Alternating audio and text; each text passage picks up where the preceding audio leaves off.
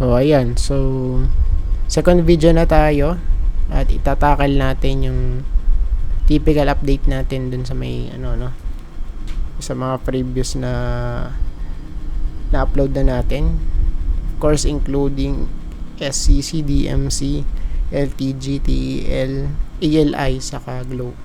Let's start with SCC. So, of course, don't forget to subscribe sa ating channel, tapos pakipress na rin yung notification bell para palagi po kayong ma-update saka manonotify. So, sa weekly chart, same pa din. Okay, malapit sa may green box. Of course, pwede natin itong i-treat as a support for SCC. So, yun nga lang kasi, based sa natin, nakikita natin mukhang medyo di magandang pangitain. Pwede malaglag Ayan. And we're hoping na mag-hold naman dito. Pero if not, so ang next natin dito, pwede eto guys. So malapit dito sa area na to, 29 point or 28, ano ba to? 29.75 or sa may horizontal support natin. So malapit yan dito sa may 28. Or kung magra-round off tayo, 29. No? Ayan. So far, okay, patalbog-talbog. Okay, tapos mukhang naging triangle na siya ngayon. So, tingnan natin kung magbabounce, tapos malalaglag dito. No? Let's see. Or, didiretso na. Ayan.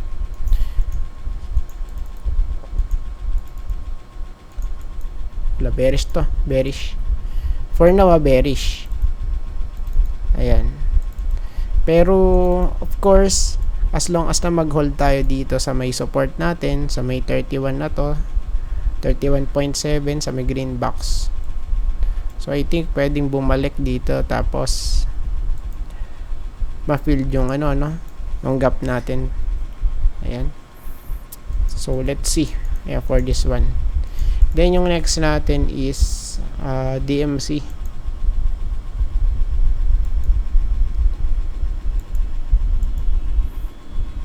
Ayan. So, medyo boring yung chart niya ngayon. Ayan, tapos medyo namumula.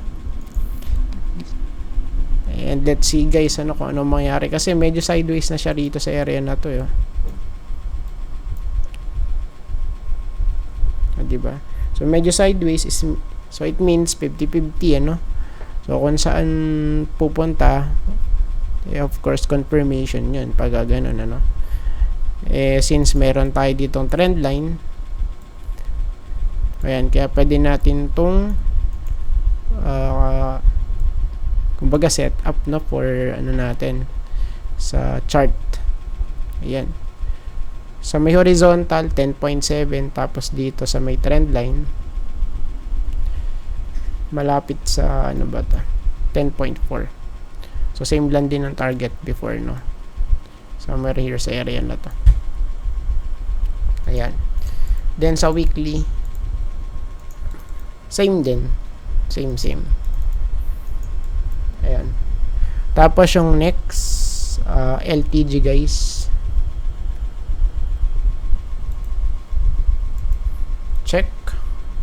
Check natin. So, andun pa din guys resistance, for LTG.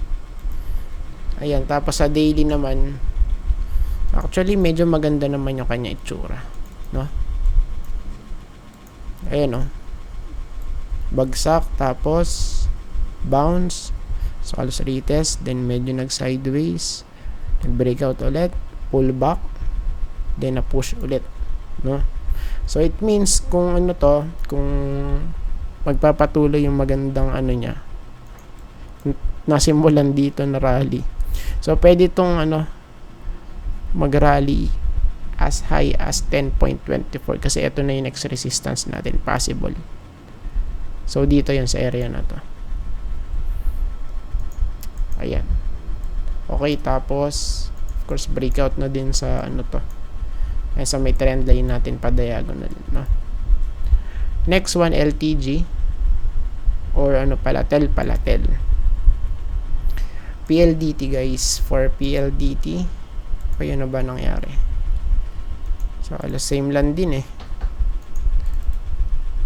diba parang walang nagbago guys, still the same.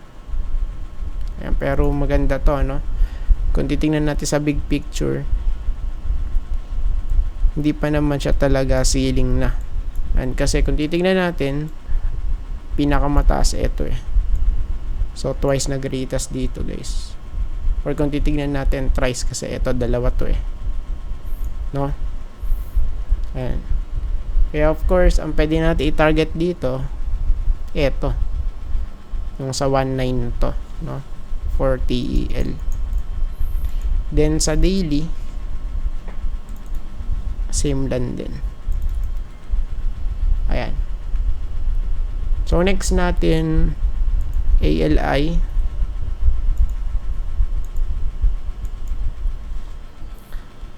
Ayun, so nag-bounce pa rin siya guys, yung kanyang play rito,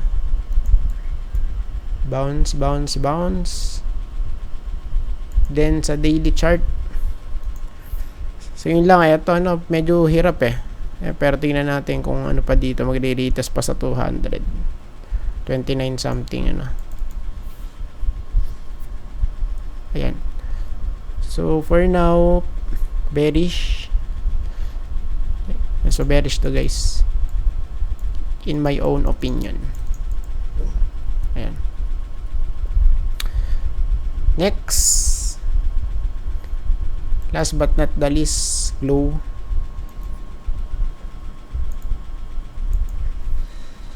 For glow, so andun na nga sa 2-2, solid dyan, kasi kung titingnan natin medyo nag-rally na siya from here sa bottom tapos hanggang dito, so halos 30%. So ngayon ang natin dito, play natin, kung bibili kayo, let's wait for a breakout then pull back ayan, so pwede kasi mangyari, so breakout then pull back tas push, or since resistance to magkakaroon ng rejection. Ayan, so yun po yung dalawang natin pattern. And kung bibili kayo ngayon, let's wait muna mag-breakout tas mag-pull back. And kung naman, kung maghihintay kayong bumagsak ngayon, hindi pwede naman ayan. So sa part na to, tingnan natin kung magbe-breakout, pero maganda to pag nag-breakout guys so I think baka maging solid pa nga yung na to rally guys ayan. And so far kasi parang naging trend line siya ayan